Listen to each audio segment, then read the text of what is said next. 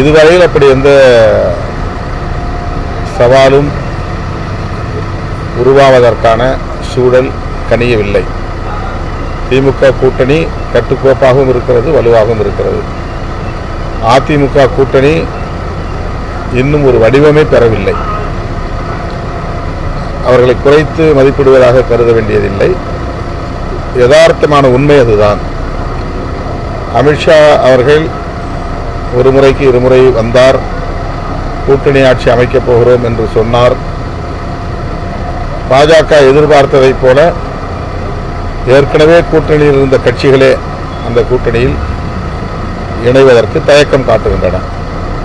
குறிப்பாக தேமுதிக, பாமக ஆகிய கட்சிகளை சார்ந்த தலைவர்கள் அமித்ஷா அவர்களை மரியாதை நிமித்தமாக கூட போய் சந்திக்கவில்லை.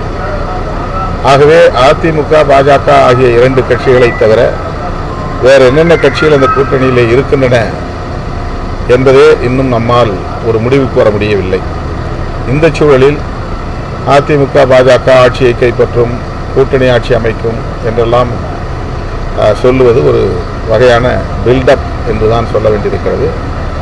இப்போதைய இந்த நொடி வரையில் திமுக கூட்டணி தான் ஒரு கூட்டணியாக வடிவம் பெற்றிருக்கிறது, வலுவாகவும் இருக்கிறது.